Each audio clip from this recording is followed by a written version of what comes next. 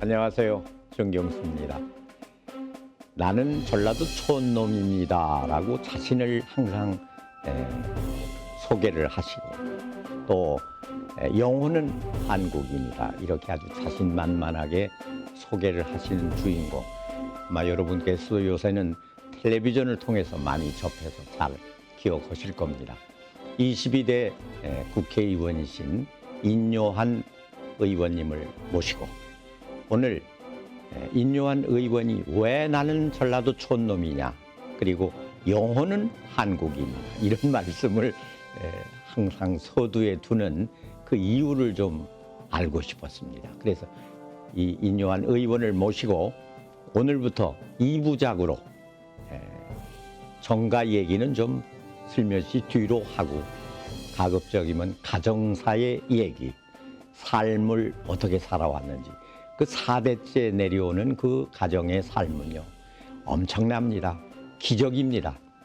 이렇게 엄격히 따지면 남의 나라에 와서 기적을 쌓은 4대째의 인요한 의원님의 삶의 기적을 오늘은 그 첫 시간으로 여러분을 모시도록 하겠습니다.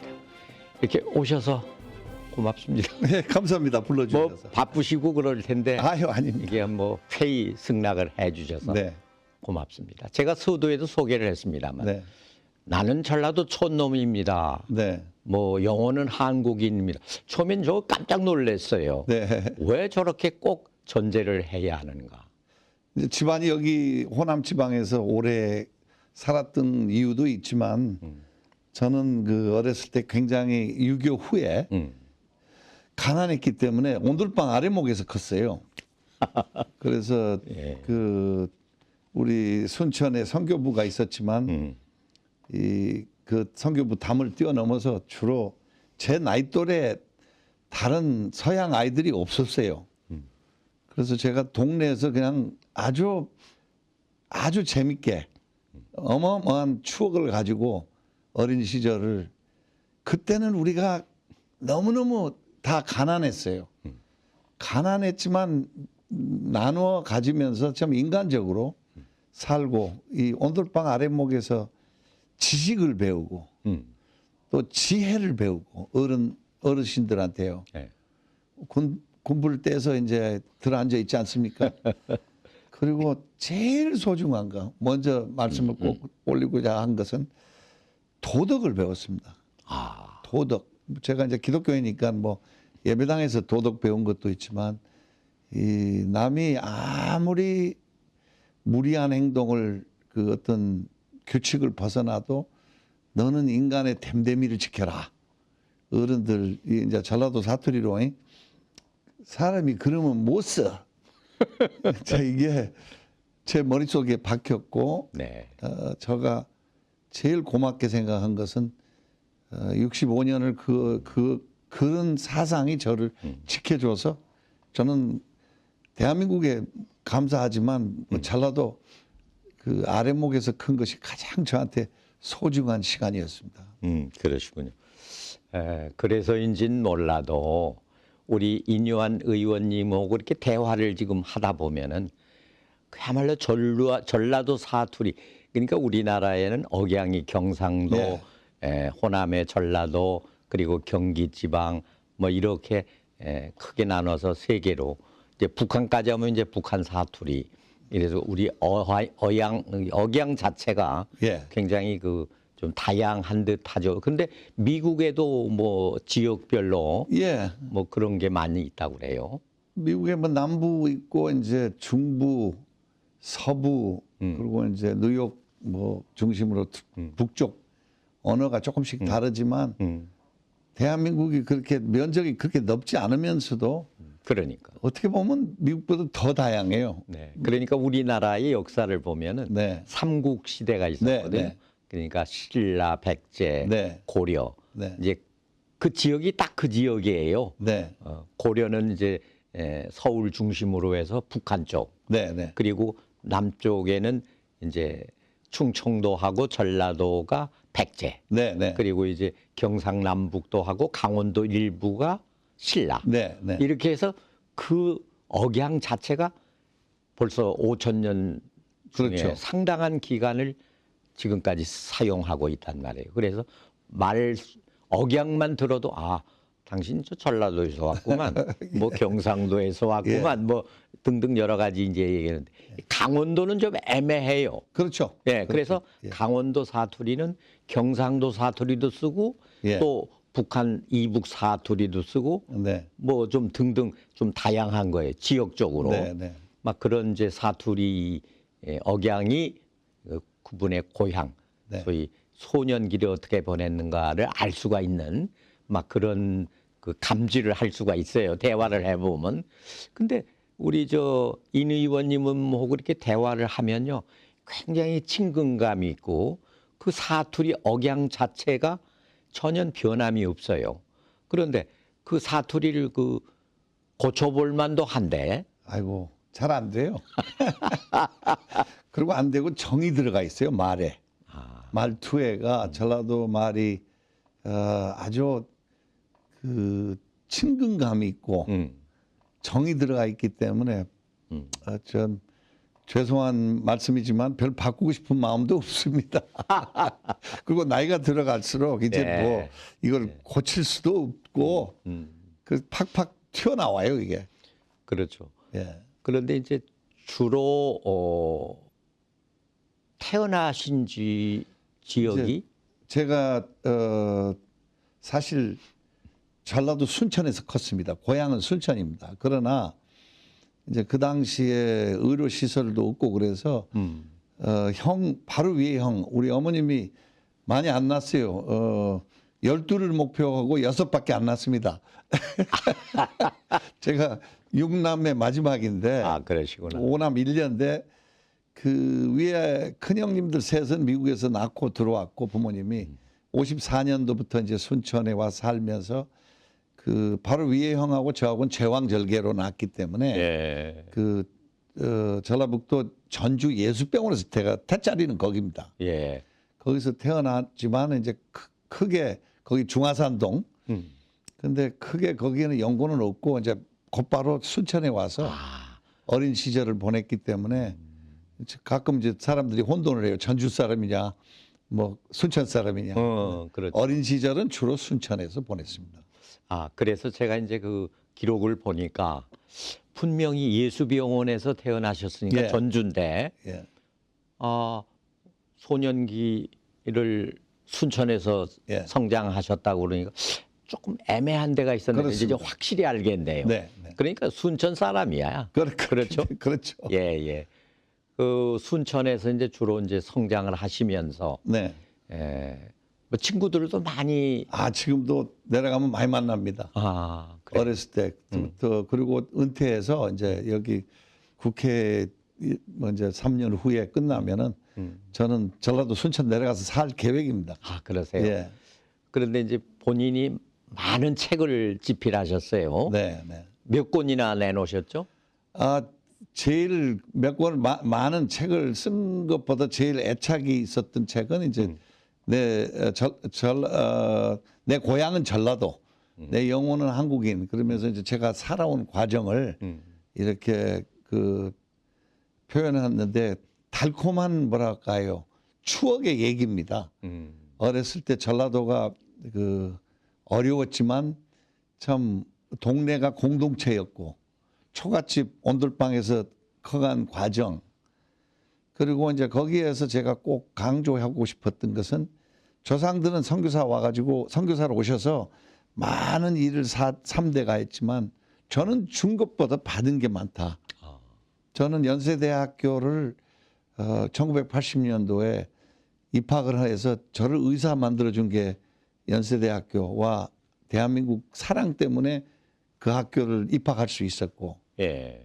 그 다음에 두 번째는 제가 91년도에 미국서 수련 과정 마치고 돌아와서 제일 젊은 부서장이 됐고, 사실 국회에 오기 전에 33년 동안 그걸 마치고 국회로 요번에 6개월 뭐 8개월 전에 들어왔습니다. 그래서 참 고맙고, 마지막으로 고마운 건 제일 감동적인 거는 2012년 이제 특별 귀화를 해서 항상 2%가 부족했습니다. 2%가. 아, 근데 이제는 자랑스럽게 특별 귀화를 해서 이 주민등록증을 가지고 다니니까 이제 뭐 손색이 좀 없어졌다고 그럴까요? 좀 굉장히 자부심을 갖고 또 항상 뭔가 국적이 한국 국적이 없었기 때문에 어려웠는데 그것까지 취득하게 돼서 너무 고맙고 저희 조상들하고 다른 것은 저는 한국이 좋아서 살아요. 너무 여기 뭐 봉사하러 온 것도 아니고 그리고 오히려 받은 게 많기 때문에 갚아야 되겠다.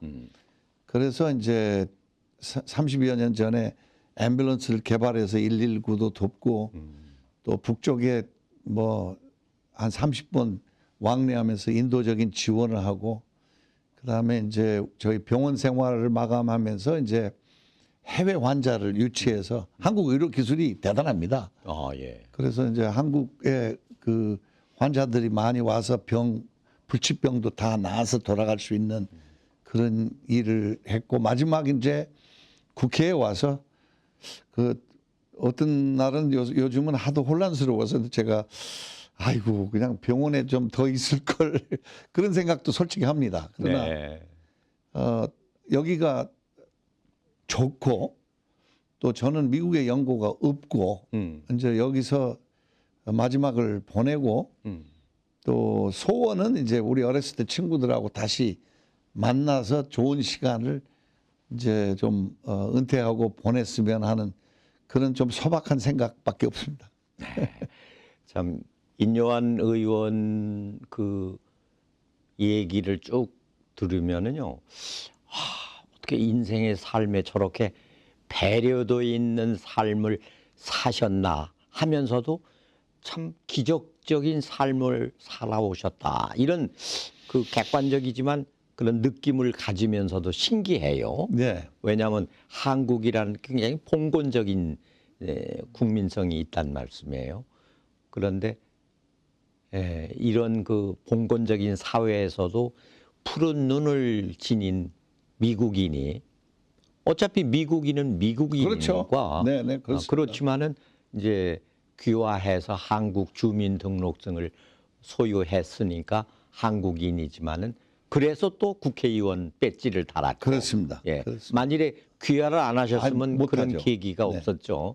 막 그것이 다 삶의 어떤 기적의 순환이 아닌가 이런 생각을 하지만은 유진벨 선교사님 그러니까 제가 알기로는 진 외교부 네, 네. 이렇게 되시죠. 네, 네. 그러니까 외교부께서 한국에 몇 년도에 오셨어요? 1895년.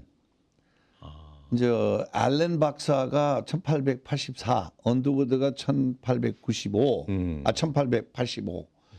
그분이 이제 남쪽에 부흥회를 와가지고 한국에 선교사가 필요하다. 아, 그렇게 계기가 돼서 이제 저희 할머니의 아버지가 되신 유진벨 선교사가 1895년 4월 8일 날 제물포를 통해서 이제 들어오셔가지고 2년 동안 그 한국말을 습득하고 이제 공부하고 참 요즘 편지들을 보는데 재밌는 게 많아요. 거기에 뭐 제이슨 서재필하고도 친했고 그리고 이제 한국말을 배우고 그 다음에 이제 그 선교사 단체들이 감리교, 장로교, 북장로, 남장로가 대한민국을 사이좋게 나눴어요. 아, 참 잘한 거예요. 예, 그래가지고 북장로는 예를 들어서 평양, 서울, 경북, 남장로교는 이제 좀 우스갯소리로 말씀드리면 그 골치 아픈 동학 사건 일어나는데 내려가라. 동학이 94, 95 그때잖아요. 맞습니다. 그래서 이제 진외교부가 이제 나주를 전라도, 전주, 나주. 그래서 이제 중심인 나주를 1897년도에 갔는데 굉장히 거기가 이제 향교가 좀 셌습니다. 그렇죠. 안동 같은 곳이요, 전라도에. 그래서 이제 거기서 버티지를 못하고 목포에 가서 목포에서 이제 정명하고 영흥학교, 이 소학교, 여자 남자 학교 세우고 그다음에 1900년도 초에 이제 광주에 올라와서 숭일하고 스피아 학교 그게 이제 미션 학교입니다. 예. 광주에 세우고 주로 활동을 목포 광주에서 했고 네. 그 다음에 이제 1912년도에 이제 할아버지가 독신으로 오셨어요. 조지아텍을 수석으로 졸업하고 사실 중국을 지망했는데 군산영명학교 그게 이제 3.1 운동을 보시고 너무 지금 아마 군산 제1고등학교로 알고 있는데요. 이름이 바뀌어서 거기서 이제 독립 운동을 보고 학생들을 좀 지지하고 돕고 그 다음에 이제 신사 참배 1940년도에 반대해서 이제 일제 강점기 때 추방당했죠. 근데 그 제가 드리고 싶어하는 말씀을 그 어른들도 전라도에서 환영을 했길 일을 할 수 있었죠. 그렇겠죠. 그분들이 꼭 뭐 대단한 뭐 성직자라고 해서 한 게 아니고 그 정말 전라도가 우리 가족은 품었어요. 저도 어렸을 때 거울을 보질 않아 가지고 제가 외국인인지 잘 몰랐어요. 머리를 이제 이 뭐랄까요? 저기 그냥 바리깡으로 이렇게 네. 그냥 밀었거든요. 네, 밀어붙이. 머리가 길어요. 그래서 네, 네. 오히려 서양인보다는 머리가 크다. 그래서 별명이 꽁치였습니다. 그 얼마나 그게 어렸을 때 오히려 더 힘들었어요. 네. 뭐 앞뒤 꽁치 3천리, 왔다 갔다 6천리, 돌아가면 9천리. 머리가 크다. 그런. 근데 지금 생각해 보면 한 번도 전라도에서 어린 시절을 보내면서 차별 대우를 받은 적이 없어요.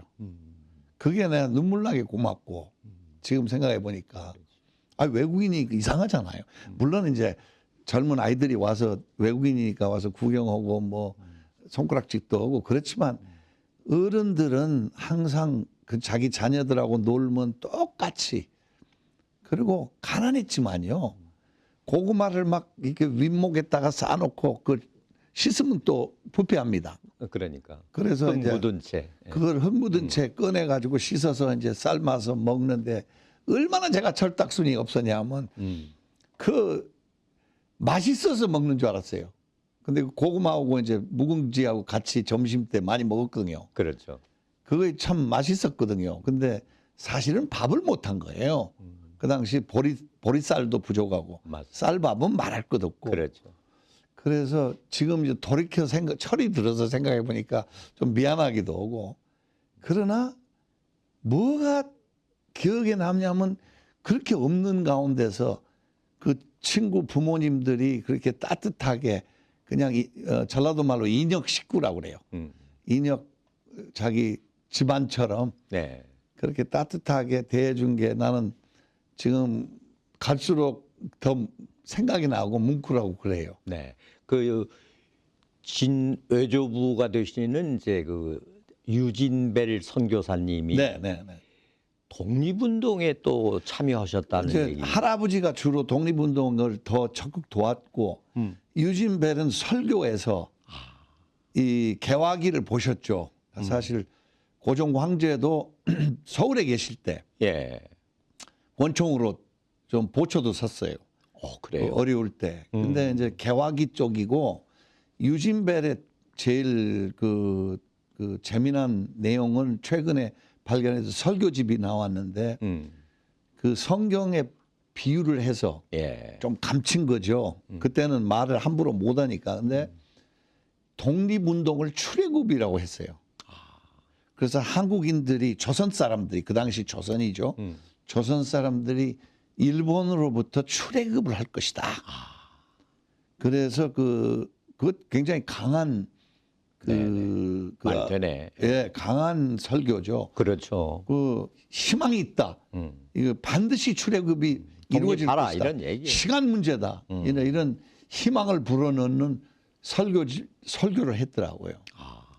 이제 독립운동을 독신으로 본 할아버지 윌리엄 린턴은 우리 성을 또 정해 주셨고 두 번 법칙 아마 전에 린톤이니까 린턴. 그거를 이제 인으로 그래서 린이 인이 돼서 근데 그분은 이제 그 학생 만세 운동 이걸 보시고 그냥 미국까지 특사로 가서 그 전 세계가 모른다.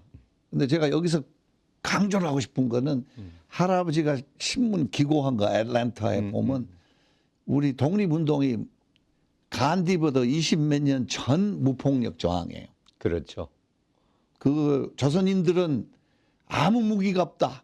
맞아요. 그냥 길거리에 약속하듯이 나왔다. 항의를 하는데 감옥은 다 꽉 찼고 더 이상 수감할 곳이 없다. 일본 경찰들이 발포를 시작했는데 무수 많은 사람들이 죽었다. 이 조선 사람들이 이렇게 전 세계가 다 당하고 있는 걸 알아야 된다. 이게 만세운동, 자유를 열망한 조선을 위한 일이다. 이런 글을 그 가지고 있습니다. 그걸 네. 회고를 했는데 그거 읽어보고 제가 이게 우리가 우리 것을 이제 좀 찾아야 되는데 이게 할아버지 표현이 우리 3.1운동이 무폭력 저항의 전 세계 출발이구나. 인도의 간디보다 먼저구나. 이런 걸 좀 제가 새삼스럽게 좀 느꼈습니다. 네. 맞는 얘기 같아요. 네. 예, 참 출애굽기의 성경 말씀을 잘 인용하셨고 예. 진해주부신 유진벨 선생 선교사께서도 국민 독립운동을 선동하시는데 대단한 주역이었구나 하는 생각이 드는데 그분들이 또 아픔도 많았어요. 유진벨은 할머니가 1899년 목포에서 태어나고 네. 1901년도에 할머니 어머님이 풍토병으로 돌아가셨어요. 그래서 불과 2살 때 재혼을 결국 하시게 됐고 자녀를 또 다시 또 더 추가로 낳으셨고 네. 근데 그때가 상당히 풍토병 때문에 생명의 위협을 많이 느끼고 선교를 했고 지금처럼 무슨 항생제가 있고 수액이 있고 뭐 그렇죠. 병원이 좋은 때가 아니었어요. 굉장히 어려웠습니다. 전라도 땅에서 태어난 우리 남장로교 그러니까 미국 남쪽에서 온 선교사들의 후손 중에 첫 태어난 아기 10명 중에 8명이 죽었습니다. 네. 그래서 굉장히 위험한 곳이었어요. 그 당시에. 그러나 그런 개인 어려움도 이겨내고 또 후에 이제 일제 강점기도 같이 그래서 제가 늘 강조하고 싶은 거는 좋은 때도 호남 사람들하고 같이 지냈지만 네. 안 좋은 때도 같이 지냈던 게 의미가 있었던 것 같아요. 그 아버지 되신 린턴 또 선생님 선교사께서 네, 6.25 전쟁에 또 참전도 해주신 네, 네. 그런 또 공로가 계시던데 예, 이제 메가타가 인천 들어오고 나서 상륙작은 예, 사실 아버지가 해군 장교였습니다. 아, 그래서 아버지가 이제 사실 그 당시에는 예, 그래서 태평양 일본하고 전쟁하는데도 싸웠지만 다시 이제 한국 동란이 일어나니까 유교가 일어나니까 불러들여 가지고 인천에 들어와서 인천 세관장을 했습니다. 그 전쟁 중에 네, 그 미군 우리 아버지가 말씀이 많은 분이 아니에요. 그것도 인천에서 우리 이제 미국에서 온 물건을 찾고 있는데 아버지가 얘야 내가 기분이 이상하다. 그래서 왜요 아버지? 근데 전쟁 때는 내 도장을 찍어야 물건이 들어왔는데 이제는 내가 여기서 겸손하게 기다려야 된다. 이런 표현 속에서 제가 처음 알았어요. 네. 그 전에 말씀 안 하셨고. 그 다음에 이제 사실 고생한 분은 우리 어머니 친동생, 우리 외삼촌이 장진호 전투에서 싸웠습니다. 아, 장진호에서 싸우고 이제 미국 해병대 이사당 탱크 부대 소위였어요. 그래가지고 이제 영화에도 나왔지만 국제시장 퇴각하면서 네, 중공군에 포위돼가지고 엄청 고생하고 나중에 철원에서도 싸웠고 개성에서도 싸웠고 그래서 이제 북쪽에 가서 이제 얘기하는데 뭐 자기네가 뭐 우스갯소리고 뭐 자기네가 뭐 중국하고 헬맹이래요. 그래서 제가 한참 듣다가 제가 저녁 먹다가 우리 아버지하고 외삼촌 얘기하면서 여보소 나는 남조선하고 헬맹이다. 우리 집안 이런 일도 있었단다. 예, 그러면서 이제 그냥 대화를 좀 재밌게 풀어 나갔는데 지나간 일이지만 또 그 당시에는 참 유엔군이 와서 그래도 많은 희생을 하고 대한민국을 지켜냈고 근데 이제 거기서 외삼촌 또 대화 중에 또 한국군을 뭐 비판하기도 하고 그랬는데 한 군대를 너무너무 극진히 칭찬을 했어요. 일사단 최고의 이제 미국 말로 욕이지만 이제 방송에서 좀 미안하지만 까댐 소리를 썼어요. 까댐 최고의 베스트 트룹 최고의 군인들이었다.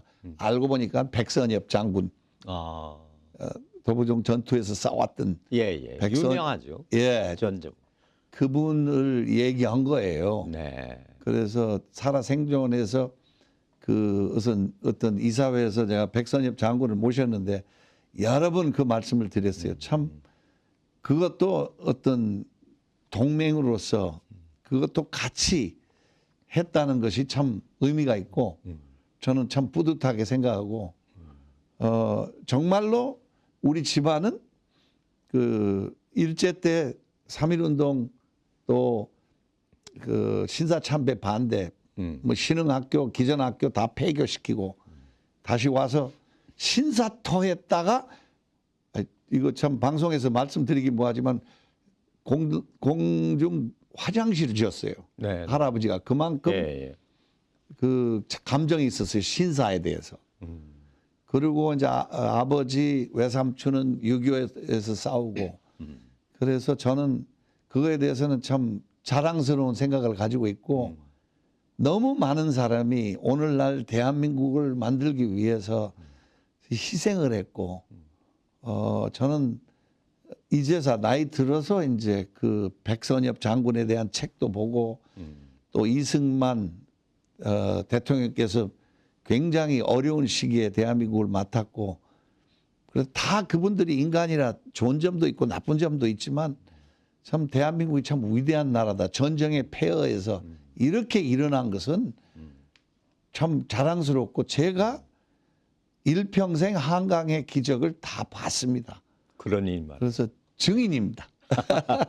그래 우리나라의 반세기 발전사에 네, 직접 현장에서 지켜본 네, 유일한 미국인으로서 귀화한 한국인 인요한 의원께서 네, 네, 역사의 증인이에요. 네, 그렇죠? 다 봤습니다. 예, 보셨군요. 그런데 그 보시면서 이제 그 의료 또 교육 네, 그 여러 가지 봉사 중에도 중점적으로 의료 교육에 봉사를 해 오셨는데 가만히 그 업적을 보니까 다른 데보다는 전라도 지방을 맴돌면서 계속 봉사 사업을 하셨더라고요. 저희가 태어나기 전에 네. 이제 이제 물론 이제 할아버지가 의사는 아니었지만 그 전주 예수병원 이름도 지었고 또 광주 기독병원의 진외조부님이 지원도 했고 할아버지는 예수병원에 지원도 했고 그런 공로도 있지만 저 개인적으로는 제가 태어나기 전에 이제 부모님이 54년도에 순천 오셨는데 사실 56년도에 우리 큰형님들이 셋 다 결핵을 앓았어요. 그 초등학교 남국민학교 다니면서 그래서 이제 위에 큰형 셋은 한국 학교를 다녔지만 우리는 그 나이는 그 다음에 안 다녔어요. 왜냐하면 네네. 그런 좀 어려움이 또 재미난 것은 큰형님들이 영어를 너무 못해가지고 오히려 예 미국 가서 아주 담임 선생한테 부모가 엄청 혼났어요. 예. 얘가 뭐 3학년짜리가 유치원보다 영어를 못했다는 거예요. 근데 이제 그 어머님이 의료인도 아닌데 결핵 환자를 보고 이거 그다음에 이제 사라오가 불고 그 수해가 났어요 순천에. 네. 사람 많이 죽었습니다. 그 이재민도 10,000명 이상 생기고 그때 이제 풍토병이 돌아서 이거 선교사 부인으로서 가만히 있어야 될 일은 아니고 이 광주 기독병원의 도움을 지원을 받아서 결핵 자녀도 3명 다 큰 자녀가 다 결핵 걸렸기 때문에 나도 가만히 있으면 안 되겠다 그래서 평생 전라도 순천에서 결핵 퇴치 사업을 했습니다. 네. 요양소 2군데 운영하고 진료소 운영하고 광주 기독병원의 지원을 받아가면서 이렇게 일생을 보냈습니다. 네. 그 순천에 그러니까 1980년도죠. 네, 네. 1980년도에 그 5.18 사태가 있었잖아요. 네. 그 당시에는 이제 우연히 순천 고향에 가 계실 때인데 네. 광주 5.18 사태를 그렇습니다. 지켜볼 수밖에 없었던 또 그런 숙명적인 시간이 있었는데 그 당시에 그 말하자면 외국인 기자들이 자꾸 와서 취재를 하고 네, 하니까 이 언어가 잘 소통이 안 되니까 현장감이 없고 했을 때 그 통역을 네. 해 주셨던 그 연유로 인해서 또 상당히 그 불편을 겪었던 그런 얘기가 또 있더라고요. 뭐 45년 전 일이라 예. 제가 21살 때 의예과 1학년인데 아, 이제 그때 이제. 휴교가 일어나서 순천에 가 있는데 네. 이제 이 전남대학교, 조선대학교 학생들 중에 넘어온 사람이 순천으로 광주에 얘기를 하는데 믿을 수 없는 일이에요. 그래서 이제 5월 25일 날 자동차를 타고 검문소를 다 여러 개를 뚫고 그 교도소에서부터는 광주 교도소에서부터는 걸어서 광주를 들어가서 그 광주를 무슨 일이 벌어졌는지 사실 그 나이에 너무 궁금해서 들어갔는데 호기심 때문에 이제 뉴스윅 타임스 기자들이 이제 이렇게 저가 한국말을 잘하는 걸 보고 예. 아, 이 친구 한국말 한다. 그래서 철딱선이 없는 나이에 이제 도청에 도지사님 방에서 이제 시민군 기자회견을 했습니다. 거기서 제가 통역을 맡아서 현장 통역이네. 예, 통역을 하고 뭐 사실 하루만 있었는데 네. 그게 이제 5공화국에 굉장히 큰 화근이 됐지. 예, 화근이 돼서 열흘 만에 미국 대사관에 불려갔는데 제가 보니까 데모 주동자로 돼 있더라고요. 그래서 아, 한국말의 통역은 주동이구나. 그리고 몇 년 동안 이제 그 경찰이 제가 무슨 요주 인물인 줄 알고 따라다니고 그 다음에 이제 가을에 학교에 복귀를 했는데 11월 말에 이제 80년 제가 이제 워낙 의심을 많이 받고 이 한국에서 살기가 어렵게 됐어요. 그래서 그 문무대를 지원을 해서 제가 반공 정신이 투철하다는 거를 보여주기 위해서 외국인이 학생 병영 훈련 안 가는데 제가 자원에서 갔습니다. 자원에서 거기 9박 10일 동안 훈련 받고 나와서 이제 차차 좀 조용해지고 그리고 제가 이제 공부에 그 전념을 하고 그리고 정보부 사람들한테 제가 그 당시에 좀 협상을 했어요. 제가 광주에 대해서 한 5년 동안은 말을 안 하겠다. 나는 의학 공부를 시작했는데 좀 봐주라. 그렇게 해서 좀 고생을 많이 했고 91년도에 한국을 이제 수련 마치고 4년 미국에서 돌아왔는데 사실 마음에 상처가 많았어요. 근데 이 말씀을 오늘 꼭 드리고 싶은 거는 김대중 대통령 정계를 떠났을 때 선생님이라고 우리가 불러요. 그렇죠. 그분을 만나가지고 제가 강하게 그냥 앉자마자 제가 그 전두환한테 왜 보복을 안 하냐 막 뭐라고 그랬어요. 선생님 보복하셔야죠. 나쁜 사람인데. 그랬더니 뭐 완전 무슨 손자를 보듯이 이렇게 보고 나는 김대중 대통령을 굉장히 존경합니다. 정치인으로서. 인 원장 보복이라는 것은 못 쓴 것이야.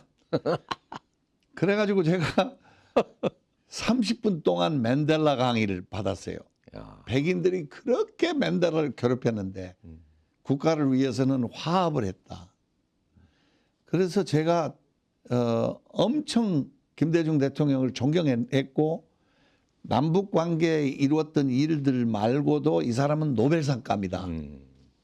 그리고 이제 조금 얘기가 길어지는데 98년도에 취임식에 VIP석에 초청을 받아 가문의 영광이죠. 네. 그 대통령 될 때 이거 극적으로 되지 않았습니까?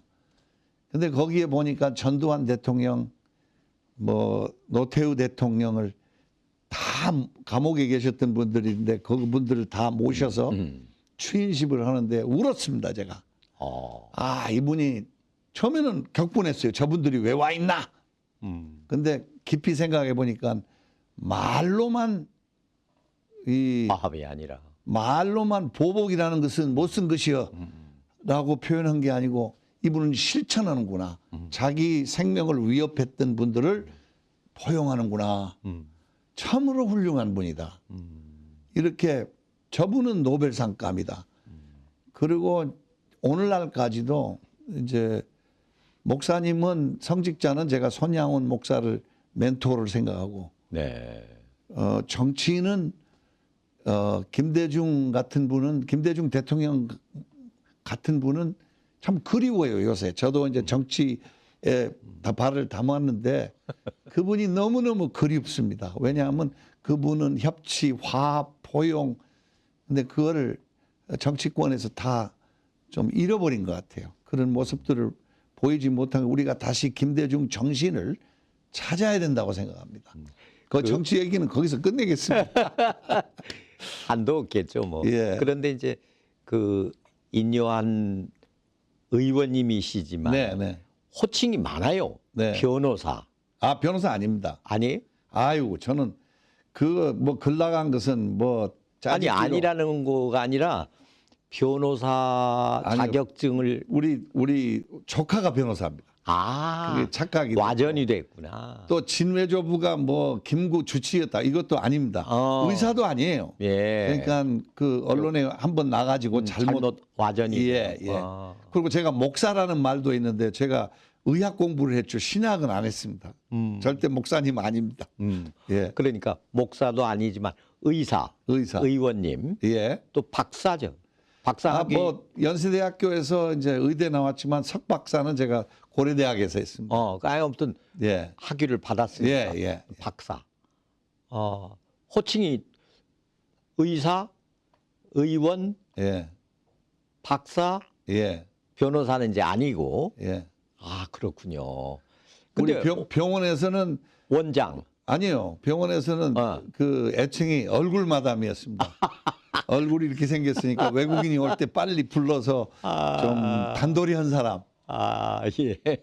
근데 제가 제일 좋아하는 별명은 보세품입니다. 그것도 제가 이제 보세품. 이제 반미 감정이 일어나고 막 그러는데 막 이제 미국을 막 욕하고 80년도에 그런 게 있었습니다. 대학가에. 근데 한 동기가 요한이는 미제가 아니야. 요한이는 보세품이야. 생긴 것만 미제야.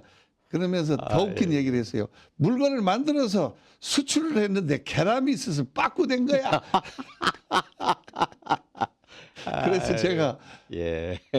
그날부터 그 친구가 이제 반미 감정이 나오고 그럴 때 어떤 저를 변론을 하는데 참 여러 가지 부족한 점이 많아서 물건이 괜찮다는 것도 맞고 또 미국 사람처럼 생겼지만 전라도 촌놈이고 이게 다 딱 맞는 제일 제가 보세품이. 예, 보세품이 가장 저한테 맞는 별명입니다. 예. 예. 참 그 사투리도 잘하시고. 예. 아까 슬쩍 한마디 하는데 김대중 선생의 그 어휘의 모창? 예, 예. 그것도 좀 하세요. 뭐 그분이 많은 영향을 줬고 또 그분이 정계를 이제 떠났을 때 제가 우리 형님이 북한을 갔다 오면은 그때 김대중 대통령께 보고를 많이 드렸어요. 북쪽 상황을. 그 보고를 드리러 가는 과정에 이제 한번 와가지고 많이 아프시다. 그래서 가서 네가 치료해라. 그래서 아이고 저 그분 뭐 훌륭한 분이지만 뭐 내가 정치적인 분이라 무섭다. 그래서 이제 우리 형이 저보고 너는 히포크라테스 선서를 괜히 했냐? 가서 치료해라. 그래서 이제 007 가방에 뭐 수액하고 뭐 그 피 뽑을 거 하고 네. 가지고 가서 동교동에 가서 이제 수액 피도 뽑고 수액도 놓고 그런 적이 몇 번 있었습니다. 근데 그 뭐 여러 번 있었는데 그 거기에서 이제 자 사실 김대중 대통령의 말씀도 많이 듣고 대화도 나누고 이효 여사하고 친해지고 그다음에 후에 북쪽 지원 사업할 때 네. 대통령께서 많이 도와주셨어요. 그래서 그 형님이 유진벨 재단 만들 때 등록도 많이 도와주셨고 또 여러 단체에서 지원도 받았고 그래서 잊을 수 없는 어른이고 참으로 그 이 기본 생각이 이 싸워서 뭐 하겠냐 이 포용하고 이 햇볕 정책도 제가 엄청 지지했고 또 후에 그 도서관에 그 김대중 도서관 이사도 제가 좀 했고요. 네. 그때까지는 제가 완전히 좀 민주당 쪽 성향이었고 그 이후로 바뀌었지만 근데 왜 바뀌었어요? 아이고 오늘 정치적인 얘기는 안 하려고 노력하는데 김대중 대통령 사상을 많이 민주당에서 버렸어요. 그래서 네. 그 이유 때문에 많이 섭섭하고 다시 저는 민주당에 있는 분들하고 사실 더 많이 알아요. 그렇겠네요. 우리 당보다 그렇죠. 특히 원로분들 네, 네. 뭐 정대철 뭐 우리 한화갑씨 정말 친합니다. 예, 예. 권노갑 이런 분들하고 그냥 어른으로 제가 모십니다. 그런데 이제 그분 그 어른의 그 김대중 이즘 김대중이 대통령께서 주장했던 것을 여야 할 것 없이 우리가 다 다시 좀 한번 생각해보고 다시 그거를 협치, 포용, 토론, 뭐 절충 이런 걸 우리가 다시 회복해야 한국이 한 단계 더 발전할 수 있다고 생각합니다. 지금 아주 진지하면서도 유머스럽게 우리에게 지혜와 꿈을 제시해 주는 인효한 의원이십니다. 현재는 국민의힘의 비례대표, 비례의원으로 활동을 하고 계시지만은 들으신 바와 같이 전에는 민주적 성향, 민주당의 친지가 많았다. 또 친구들도 많았다. 이런 얘기를 자신 있게 말씀할 수 있는 것은 어떤 정당 정책보다는 인성적인 차원에서 서로 사람이 살면서 서로 화합하고 또 대화를 통해서 모든 여러 가지를 풀어갈 수 있는 세상. 그래서 서로가 이웃을 돕고 또 어려운 이웃에 대한 배려 이런 것을 우리가 살아가면서 배울 수 있다 하는 말씀을 인요한 의원께서는 저희들에게 메시지로 전해준 것 같습니다. 그래서 이 인요한 의원의 첫 시간은 주로 4대째 내려오는 의료 선교 봉사의 얘기를 중심으로 본인이 삶의 어떤 과정을 어디에서 주로 배우고 생활해 왔는가 이런 얘기를 들었습니다. 그래서 이제 다음 시간 제2부에는 주로 가정사, 본인의 가정사, 누구와 어떻게 가정을 꾸미셨고 슬하에는 어떤 자녀가 있고 형제분들은 지금 뭘 하고 계시나 이런 얘기를 중점적으로 풀어갈까 합니다. 오늘은 그래서 그 첫 시간으로 인요한 국회의원님을 모시고 4대째 내려온 왜 우리나라에서 봉사를 하실 수밖에 없었나 또 특히 호남이란 특수한 지역에서 의료봉사 선교 활동을 중점적으로 선조들이 또는 특히 부모들이 진외조부는 독립운동 그리고 아버지는 또 6.25 전쟁에 참전했던 아주 고마우신 참전군 뭐 이런 가정사 얘기를 들어봤습니다. 제 자신도 좀 부끄러워집니다. 한국인이 한국을 위해서 과연 무엇을 해오고 있었나? 어떻게 삶을 살아왔나? 이 시간에 한번 가슴에 손을 얹고 반성해보고 싶은 그런 시간이 된 것 같습니다. 아무튼 오늘 첫 시간은 시간이 됐기 때문에 여기서 끝내고 다음 시간에는 제2부의 인요한 의원의 만남 시간에는 좀 더 재미있고 인간적인 가정사를 중심으로 해서 대화를 나눠보는 만남의 시간을 마련해 보도록 하겠습니다. 기대해 주시기 바랍니다. 오늘은 여기서 끝내겠습니다. 감사합니다. 감사합니다.